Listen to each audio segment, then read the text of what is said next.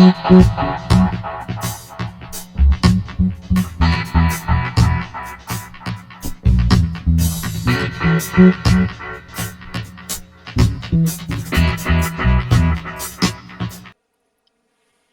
chers amis, chères consoeurs, chers confrères, j'ai le plaisir de m'adresser à vous aujourd'hui pour vous parler de l'évolution de l'officine de pharmacie en Algérie de 1962 à nos jours.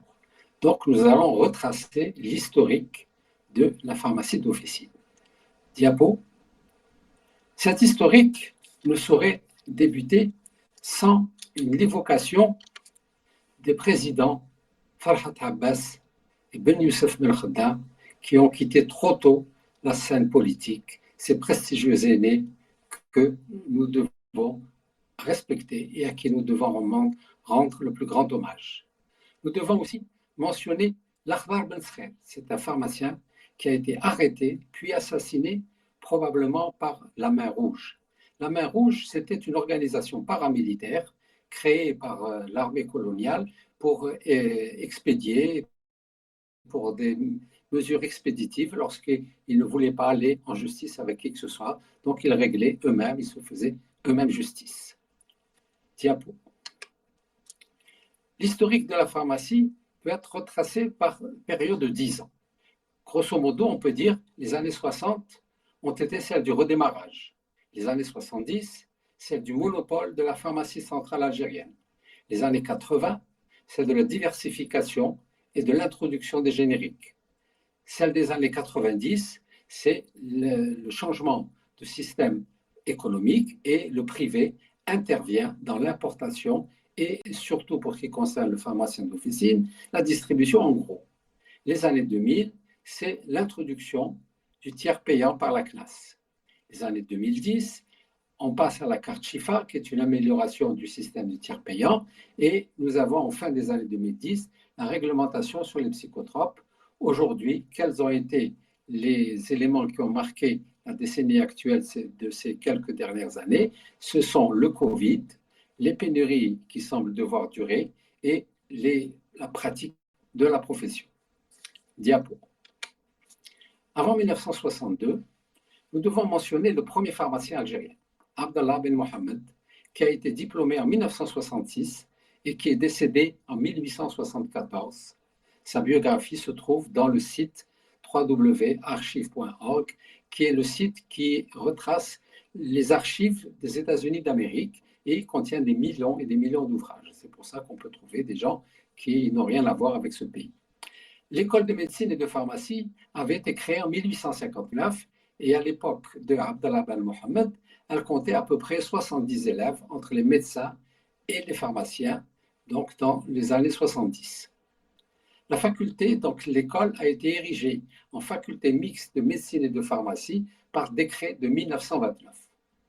À l'indépendance, bien sûr, on a eu un départ massif des officinaux de l'époque coloniale, lesquels étaient au nombre de 590 environ, et alors qu'il y avait seulement quelques dizaines d'officinaux algériens.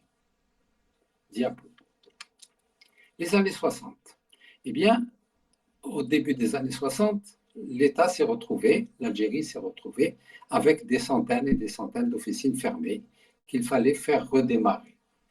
Un premier décret a été promulgué le 18 mars 1963 et il a déclaré les officines fermées comme biens vacants et donc qui devenaient de facto propriété de l'État.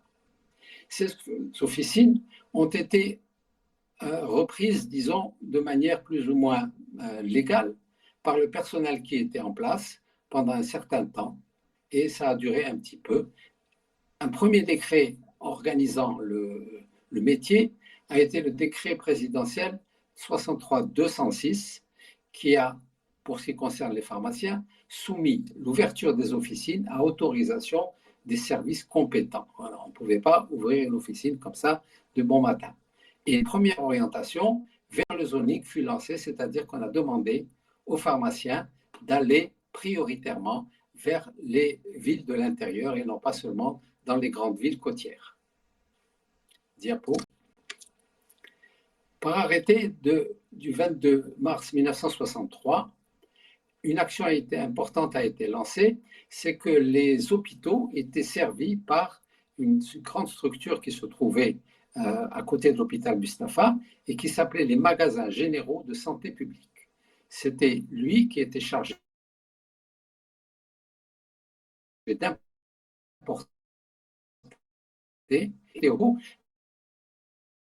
la totalité des médicaments dont avaient besoin tous les hôpitaux et cliniques et ensuite de leur redistribuer. Le premier directeur de ces magasins généraux et donc de la pharmacie centrale algérienne, ça a été M. Belouis. Maintenant, pour fixer quels produits on devait acheter, on avait besoin d'une commission technique. Cette commission technique a été appelée Commission consultative des magasins généraux de santé publique et c'était elle qui devait établir sur le plan technique quelles étaient les spécialités pharmaceutiques autorisées à être distribuées en Algérie. Le premier directeur, premier président, en a été le professeur Lacroix, qui était professeur à la faculté de pharmacie d'Alger et qui est resté jusqu'au milieu des années 70 probablement. Et donc, il a fait énormément de travail pendant assez longtemps. Diapo. La reprise, comme je disais, elle s'est faite assez laborieusement. Elle a été dans certains cas facilitée parce que nous avions une assistance technique des pays de l'Europe de l'Est, notamment donc il y avait la Pologne, la Hongrie, la Tchécoslovaquie, la Bulgarie, donc qui ont envoyé des pharmaciens dont certains sont restés plus de 10 ans en poste. Vers les années 65-66, il y a eu une courte période de nationalisation. Donc les officines de pharmacie, on a parlé même des cabinets médicaux, c'était en fonction des orientations politiques de l'époque, ont été nationalisées pendant quelques mois, mais ça n'a pas duré. Et ensuite, elles ont été rendues à leurs propriétaires pharmaciens lorsqu'il y avait des pharmaciens. On avait appelé ça à l'époque la petite propriété privée non exploiteuse. Voilà. Donc c'était une expression de l'époque. Par ailleurs, il y avait quand même un grand manque de pharmacies. Alors l'État a créé ce qu'on appelait donc les agences pharmaceutiques d'État, dont certaines ont repris les anciennes pharmacies et d'autres ont créé carrément des pharmacies dans des petites villes ou dans des villages où il n'y avait pas du tout de pharmacie. C'est une mesure transitoire qui a duré longtemps et qui dure encore pour quelques 800 pharmacies. On ne comprend plus à quoi elles servent, puisque maintenant il y a 13 000 pharmacies d'officine, donc ces locaux devraient tout simplement être désaffectés, parce qu'il y a suffisamment de pharmacies, comme on vient de le dire. Diap. En 1969 est érigé par décret le monopole de la pharmacie centrale algérienne. Donc les magasins généraux de santé publique deviennent pharmacie centrale algérienne et ils doivent faire absolument tout ce qui concerne les activités liées à la pharmacie. Et les officines privées étaient approvisionnées par la pharmacie centrale algérienne. Tout d'abord, ensuite en 1982, il y a une restructuration et c'est devenu Enapharm, Enopharm, Encofarm. Et les principaux inconvénients de cette gestion, c'était des délais de paiement, c'était des délais de paiement assez courts et rigides, et des livraisons qui étaient parfois espacées de plusieurs mois. Alors, donc, conséquence normale, il y avait des stocks très lourds que devait gérer le pharmacien, et donc, inévitablement, des périmés importants, parce que nos confrères médicaux, ils vous prescrivent le même produit pendant 10 ans, et puis un beau jour, il reçoit quelqu'un, et hop, du jour au lendemain, il change totalement, et il vous laisse le stock sur les bras. On n'y peut rien, c'est le risque du métier. Diapo. Les années 70, qu'est-ce qu'elles ont vu? Elles ont vu le développement de la pharmacie centrale algérienne, qui a réussi à constituer un monopole, donc qui a inclus le médicament d'officine, le médicament d'hôpitaux, les accessoires médicaux et dentaires, la totalité du matériel et de l'équipement médico-chirurgical, et ainsi que la production industrielle du médicament. Le prix du médicament était assez élevé au départ. Pourquoi? Parce qu'il restait encore les grossistes étrangers qui étaient les filiales des sociétés étrangères et qui continuaient à exercer en Algérie, et donc ils avaient maintenu leur prix. La pharmacie centrale algérienne n'était pas suffisamment outillée pour bien maîtriser le marché à l'importation. Il a fallu attendre la fin des années 70 pour que la pharmacie centrale algérienne, se sentant plus mûre et mieux outillée, a lancé les premiers appels d'offres internationaux, ce qui a permis une meilleure maîtrise du marché du médicament, notamment bien sûr le médicament vendu en officine. Diap. Quelques mots sur la production nationale. Les unités de production pharmaceutique existaient avant l'indépendance. Il y en avait deux, enfin, en fait, il y avait trois. Il y avait l'une qui s'appelle Biotique, qui a été créée au début des années 50 et qui a connu ses heures de gloire, puisque c'était une usine qui fabriquait des matières premières, dans laquelle on a inventé plusieurs médicaments et qui exportait dans 22 pays, dont le Mexique. Pharmal, l'autre unité Total Beta, a été créée à la fin des années 50 et a ouvert pratiquement en 1960. C'était une application de ce qu'on appelait à l'époque le plan de Constantine. Les pharmaciens algériens, eux, ont créé une unité, c'était l'unité de l'Harash en 1971. Elle a été créée par des pharmaciens algériens dans les locaux d'une société qui s'était appelée Algéropia, qui traitait les dérivés de l'opium et qui a fermé immédiatement après l'indépendance en 62. Ces locaux sont restés inoccupés jusqu'à ce que ces pharmaciens en prennent donc contrôle au nom de la pharmacie centrale algérienne et acquièrent des équipements et commencent à lancer et à formuler des médicaments. C'était le début de la technologie en Algérie. Ce début a été renforcé en 1975 lorsqu'on a lancé le laboratoire de développement, le laboratoire de recherche et de développement LRD dans une aile de l'unité de l'Harash. Diapo. Le médicament est resté donc tout d'abord pendant les premières années en provenance d'un seul pays, du même pays qui nous fournissait depuis longtemps, et il a fallu attendre les appels d'offres internationaux de la pharmacie centrale algérienne pour qu'il y ait une diversification, et notamment l'introduction du médicament générique. Dans les années 60, il n'y avait que des médicaments de spécialité. Il a fallu attendre le milieu des années 80 pour qu'on voit des médicaments génériques, et c'était une action qui était un petit peu volontariste, effectivement, dans laquelle les fournisseurs n'étaient pas vraiment connus, et il y a eu une impréparation, on peut dire, qui a conduit à ce qu'on peut dire des retours de manivelle. Et il y a eu, dans ces cas-là, plusieurs fois des pénuries, notamment en 1979 et en 1986, parce que des sociétés soumissionnaient pour une quantité X de produits, et finalement, ils n'étaient pas en mesure de fournir cette quantité-là. Et quand on leur demandait, ils disaient, nous, on l'a soumissionné parce qu'on ne pensait pas qu'on allait avoir la totalité du marché, c'est pour ça que, etc., etc. Donc, il y a eu quand même quelques tiraillements au début de l'introduction des génériques. Diapo.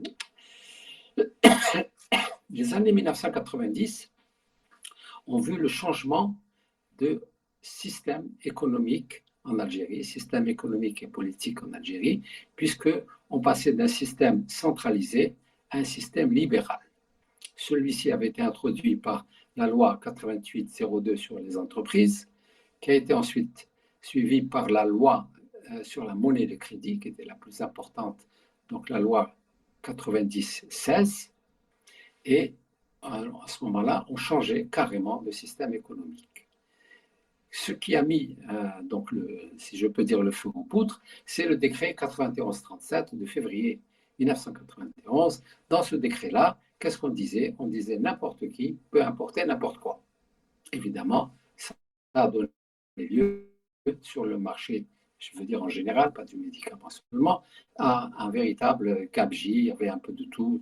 C'était incroyable pendant quelques temps. Donc normalement, c'était un encouragement vers l'investissement privé.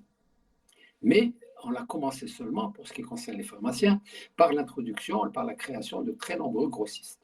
On en a compté des centaines, et ils avaient donc un avantage par rapport à la PCA, c'est qu'eux livraient pratiquement tous les jours. Et ils avaient des modalités de paiement plus souples. Donc les pharmaciens au départ étaient très contents. Diapo. En fait, ces grossistes sont redevenus rapidement trop nombreux, jusqu'à 600. Et certains ont eu une existence éphémère. Et si on peut dire la lune de miel qu'il y a eu au départ entre pharmaciens et grossistes privés a rapidement dégénéré, puisqu'il y a eu des comportements peu louables. On a vu des ventes concomitantes, on a vu des packs obligatoires, on a vu du favoritisme, sur des considérations de parenté ou de régionalisme, etc. Donc, ce qui fait que ça ne marchait pas très bien finalement. Chez les importateurs privés, on note une forte augmentation des prix. Pourquoi? Parce que suite au décret 91-37, le ministère de la Santé a élaboré une réglementation du médicament qui a été promulguée par Journal officiel en 1992. Seulement, elle n'a été appliquée réellement qu'en 1995. Ce qui fait qu'entre 1991 et 1995, les importateurs privés ont fait ce qu'ils ont voulu. Les prix ont fortement augmenté et les citoyens ne savaient plus à quel sein se vouer. Il a fallu attendre 1995 pour que l'État promulgue le cahier des charges à l'importation, et c'est l'intervention de ce cahier des charges à l'importation qui a permis de faire baisser les prix de manière substantielle. Diapo. Nous passons maintenant à la déontologie et à l'ordre et au syndicat des pharmaciens. Tout d'abord, il y a lieu de noter que tous les ordres professionnels, quelle que soit la profession, pas seulement le corps médical, ont été dissous à l'indépendance parce qu'on avait considéré que c'était une émanation de l'État colonial. En fait, il y avait un besoin de déontologie. Et en 1971, donc il y avait eu d'abord, vers la fin des années 60, quelques médecins qui ont commencé à constituer un groupe chargé d'examiner les problèmes déontologiques de la profession. Et en 1971, il y a eu constitution de l'Union médicale algérienne qui regroupait toutes les professions médicales. En 1976 est promulgué le premier code de la santé algérien, qui est très détaillé, qui est très bien fait, qui explique beaucoup de choses, et le premier code de déontologie. Ce code de 1976, malheureusement, il a été abrogé en 1985 par la loi sanitaire 8505, qui, elle, est basée entièrement sur un système centralisé. C'était le système centralisé, notamment pour la production. Donc, on disait que la production relève de l'État. Point barre. Personne ne peut chercher à entrer dans le domaine de la production pharmaceutique. Et ce qui concerne la déontologie, la loi 8505, toujours dans le même esprit du même système, note les dispositions relatives à la déontologie seront fixées ultérieurement. Voilà, donc c'était un petit peu renvoyé à on ne sait quand.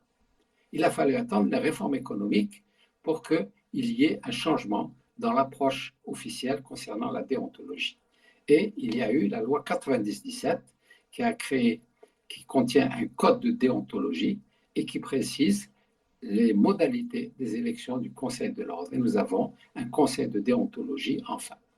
Et le décret 92-276 est le nouveau code de déontologie médicale. On revient donc à une logique dans laquelle des professions qui touchent énormément le citoyen doivent obéir, doivent se conformer à une déontologie précise. Diapo.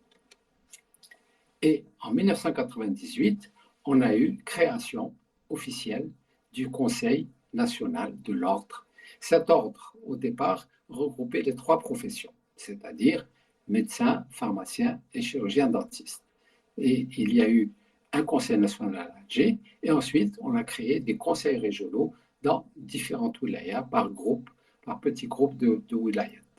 Finalement, après les années 2000, au début des années 2000, les trois sections se sont séparées et chacune a créé son ordre distinct. Et nous avons eu l'ordre des pharmaciens qui a été créé au début des années 2000 et le premier président des pharmaciens fut le professeur Abed. Suite à la création donc, des organes de déontologie, on a eu en pendant les syndicats des pharmaciens. Comment ça s'est passé? Ça s'est passé parce que c'était une conséquence des agissements des femmes. Parce que les femmes avaient sous leur tutelle, dans leur activité, dans leur portefeuille d'activité, elles avaient la production pharmaceutique, elles avaient l'importation, elles avaient la grossisterie et elles avaient un réseau de pharmaciens, de pharmacies. C'était des agences pharmaceutiques d'État et les femmes favorisaient ouvertement les officines d'État au détriment des pharmacies privées, ce qui a entraîné donc création d'associations de pharmaciens, d'abord à l'Est, l'APE, ensuite à l'Ouest, l'APO, et la FAC, l'Association des pharmaciens du centre, ces associations, finalement, se sont regroupées et cet embryon a permis la création en 1996 du SNAPO, lequel a été officiellement agréé en 1999 et c'est pratiquement depuis les années 2000 que les pharmaciens sont défendus officiellement par un syndicat. Diapo. Il y a eu également création de sociétés privées de pharmaciens. Ce sont des sociétés qui ont été donc par une création qui au début a été balbutiante, c'est-à-dire que les personnes qui le composaient étaient de bonne volonté, mais confondaient un petit peu leur officine privée et la société dans laquelle ils étaient actionnaires. Ce qui fait que les premières tentatives n'ont pas bien marché et beaucoup de sociétés n'ont pas pu durer. La société la plus importante qui restait jusqu'à maintenant, c'est Pharma Invest, une société par action qui compte quelques 400 actionnaires et qui vient de réaliser un très beau projet industriel destiné à la fabrication des médicaments et qui va entrer très bientôt en production. C'est la seule société de pharmaciens qui a réalisé un véritable investissement industriel dans le domaine du médicament. Diapo. Nous arrivons aux années 2000 et quelle est la nouvelle des années 2000? Eh bien, ce sont l'instauration du tiers payant par les caisses d'assurance sociale.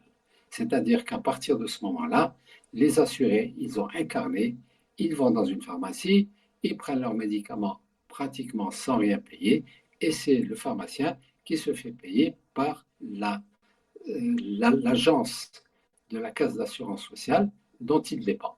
Donc, c'est un système qui est juste et qui a permis beaucoup de progrès dans la prise en charge des affections dont souffrent les citoyens. Diapo. En fait, l'option de tiers payant, elle était devenue obligatoire. Si on voit ce qu'on vient de dire, les années 90 avaient vu une forte augmentation du prix des médicaments, en raison d'une part des prix imposés de l'extérieur, puisqu'il n'y avait pas de cahier des charges, et d'autre part de l'importante dévaluation du dinar qui a eu lieu au début des années 90. Le dinar a été divisé par 4, ce qui est quand même énorme. Et donc, on a observé de la part des citoyens un renoncement aux soins. Dans certains cas, bien sûr, un citoyen, est-ce qu'il devait acheter le pain ou bien est-ce qu'il devait acheter le médicament? Et des citoyens ont été obligés de faire des choix douloureux. Qu'est-ce qui s'est passé au niveau des pharmacies? C'est que les pharmaciens ont commencé à instaurer, donc à appliquer un système qui aidait beaucoup leurs clients fidèles. Donc, ils donnaient les médicaments aux clients, lequel se faisait rembourser par la caisse de sécurité sociale, et ensuite, il allait payer le pharmacien. Voilà, c'est un système qui a ses limites, bien sûr, et qui est un artisanat, un système artisanal qui, bien sûr, ne peut pas durer longtemps. Donc, le tiers payant est intervenu, ce qui a soulagé les pharmaciens, évidemment. C'est un mode de paiement, bien sûr, qui est socialement équitable, parce qu'on prend en charge de manière adéquate toutes les maladies chroniques, et il a un réel effet de justice sociale. Et au point de vue de l'économie de santé, ce n'est pas une dépense pour l'État, parce qu'on va dire non, l'État dépense l'argent puisqu'il rembourse tout. En fait, si on considère les maladies chroniques, il est beaucoup moins dispendieux pour l'État de payer le traitement d'un diabétique qui est bien contrôlé que de le laisser dans la nature et ensuite de devoir traiter des complications graves, parce que ce sont des maladies qui ont des complications très graves, aux implications très lourdes en termes de santé, puisqu'ils doivent subir donc des hospitalisations et des opérations longues et très coûteuses pour l'État. Donc ce n'est pas une dépense pour l'État, c'est une économie bien pensée. Diapo. Les génériques. Les génériques, au départ, c'était une introduction hâtive. Il y a une disponibilité hasardeuse. Ça n'a pas bien marché. Il a fallu attendre pour favoriser le générique, pour favoriser l'introduction du générique, que les caisses de sécurité sociale s'en occupent, puisqu'elles ont considéré que c'était des médicaments moins chers et qui donc permettaient à l'État de faire des économies. À ce moment-là, il a été introduit des tarifs de référence et donc l'État a pu, par ce biais, faire des économies. Et il y a eu également une incitation pour les pharmaciens à délivrer le générique. Diapo. La situation actuelle. Eh bien, malgré toutes les péripéties, on peut dire que le pharmacien continue à jouer son rôle. Pourquoi? Parce que les écueils les plus importants ont été évités. Le plus important a été ainsi le maintien du monopole du pharmacien. Ça, c'est fondamental et super fondamental, je dirais même. Et en effet, il faut éviter totalement, et ça a toujours été ainsi qu'on doit approcher des problèmes de la pharmacie, il faut éviter les concurrences commerciales entre confrères. Le pharmacien est le premier recours du citoyen. Son accès est immédiat et gratuit. Il prodigue de précieux conseils auxquels on retourne tous les citoyens sans exception, et la profession doit être mise à l'abri des considérations commerciales pures. Ainsi, il y a quelques années, les juridictions européennes ont statué que pour la profession de pharmacien, les critères de santé publique devaient primer avant la liberté commerciale. Diapo. Le rôle social du pharmacien. Eh bien, ce rôle social, on doit dire que quand même, jusqu'à présent, il n'est pas suffisamment reconnu. Parce que ce qu'on disait tout à l'heure au niveau du remboursement, quand les médicaments étaient très chers, eh bien, continue un petit peu, bon, c'est moins grave, mais il continue quand même actuellement, parce que quelquefois, les assurés, bien sûr, il se fait délivrer des médicaments par le tiers payant. Encore faut-il qu'il ait sa carte, ce qui n'est pas évident, parce qu'il faut se faire délivrer une carte. Par exemple, il faut inscrire, je ne sais pas, un nouveau-né. Il faut donc, cette carte a une durée de validité, il faut aller la renouveler. Et cette carte, bon, quelquefois, il faut un papier, il faut une attestation de travail et de salaire qui doit être renouvelée. Et donc, il y a quelques petits aléas administratifs. Eh bien, les pharmaciens, actuellement, ils jouent le rôle de tampon et ils délivrent les médicaments à leurs clients alors qu'ils n'ont pas encore leur carte. Ils avancent le traitement et les caisses de sécurité sociale, ça, doivent reconnaître le rôle social du pharmacien. C'est vrai que la carte Chifa est un exploit technique, c'est vrai que c'est un outil de régulation sociale, mais il faut reconnaître que les pharmaciens sont partie prenante et jouent un très grand rôle pour amortir les contraintes administratives des caisses, parce que ces contraintes existent, qu'on le veuille ou non, dans toutes les administrations, il y a des contraintes de ce type. Diapo. Enfin, une issue très utile serait d'employer des pharmaciens en grand nombre au niveau des caisses, notamment pour gérer le tiers payant. Et ça, je pense que ce serait une très bonne chose. Il n'y a pas que l'histoire des pharmaciens. Si on regarde un peu toutes les professions, si vous allez dans le service d'urbanisme de n'importe quel APC, vous trouvez 2 ou 3 architectes très facilement et ils considèrent comme tout à fait normal d'être employés par une APC. Eh bien, on pourrait avoir des pharmaciens employés par les bureaux d'hygiène de toutes les APC. On pourrait avoir des pharmaciens dans toutes les caisses d'assurance sociale, dans toutes les agences de ces caisses, etc. Diapo. Les psychotropes. Eh bien, c'est une des péripéties également que vivent les pharmaciens, c'est-à-dire qu'il y a eu, après une longue attente, un décret de 2019. Bien sûr, c'était connu, les pharmaciens, l'ordonnancier, l'ordonnance spéciale qui doit sortir d'un carnet à souche, mais c'était un peu tombé dans l'oubli. Il a fallu attendre le décret de 2019, après plusieurs essais, pour qu'on ait enfin une liste officielle et un décret qui donne les obligations du pharmacien, qui les met noir sur blanc. Parce qu'auparavant, il y a eu un détournement de produits. En effet, nous avions des produits qui autrefois étaient utilisés couramment par les médecins généralistes et par détournement, ils ont eu un usage, un mésusage qui a fait que ces produits ont été utilisés en tant que psychotropes. Et ça a concerné même des collyres, ce qui est épouvantable. Donc, il fallait lutter contre ce trafic de produits.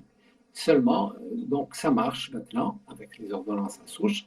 Seulement, ce qu'il y a, c'est que les malades se font délivrer plusieurs ordonnances et ils vont se servir dans plusieurs pharmacies parce qu'il n'y a pas, de système ça n'est pas numérisé, le système n'est pas numérisé et on ne peut pas savoir si quelqu'un ne s'est pas fait servir à peu près la même ordonnance au même moment.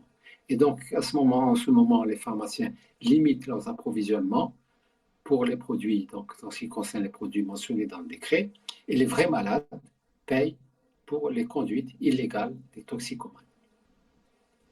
Diapo.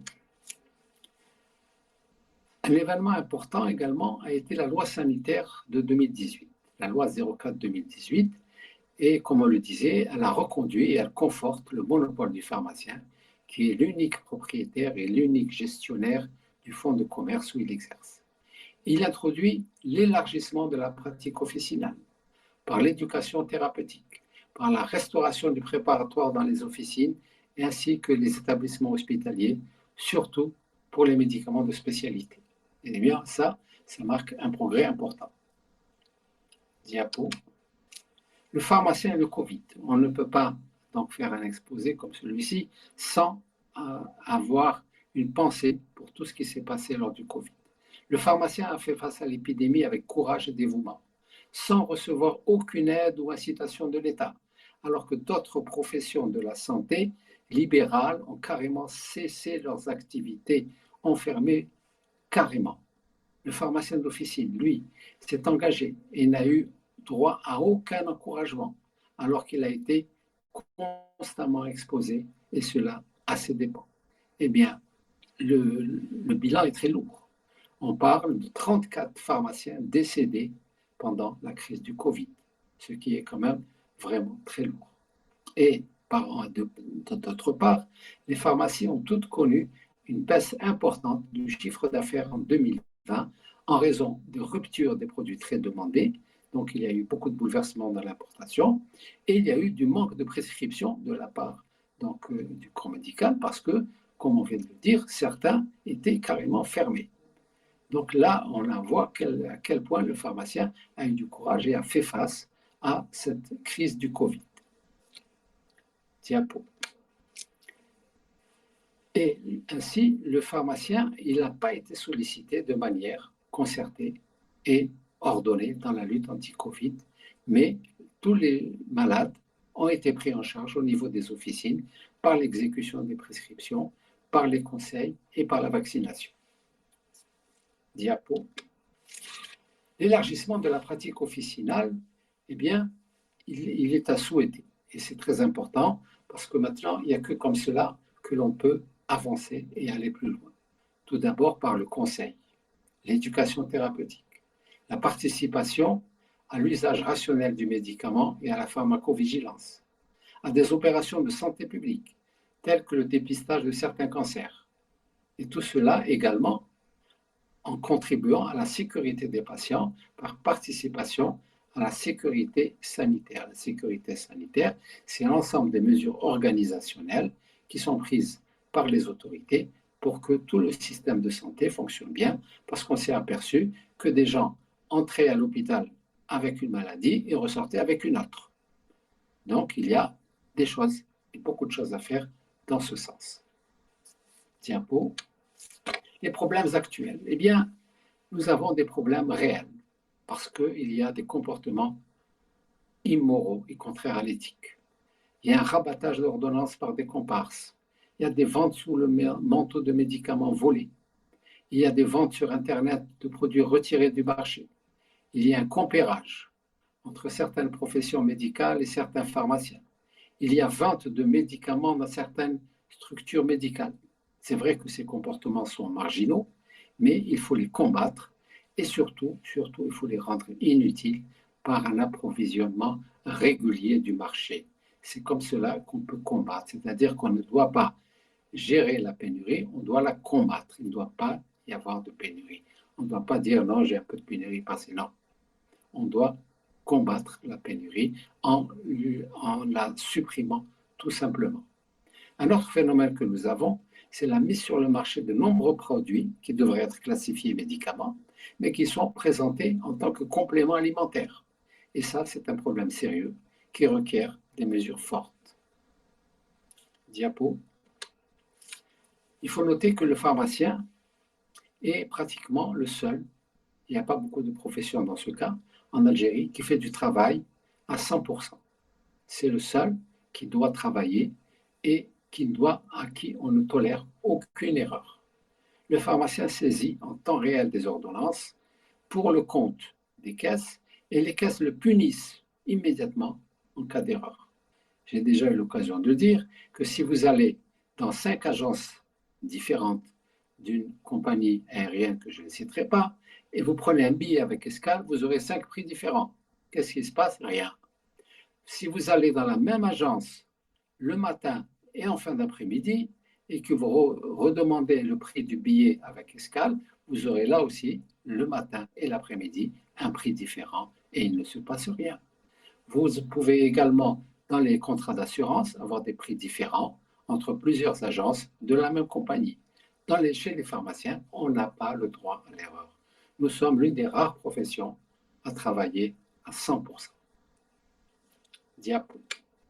C'est une activité, effectivement, qui est devenue difficile.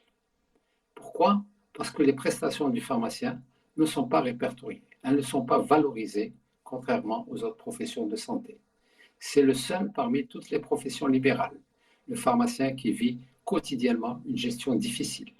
C'est le seul qui supporte des charges fiscales très élevées, des contrôles réguliers de la part de diverses administrations. Il déclare tous ses employés. Il doit pouvoir justifier de sa gestion à tout moment. Et il supporte continuellement depuis les années 80 des pénuries récurrentes et chroniques, lesquelles se sont aggravées depuis 2022, et qui semblent devoir durer éternellement.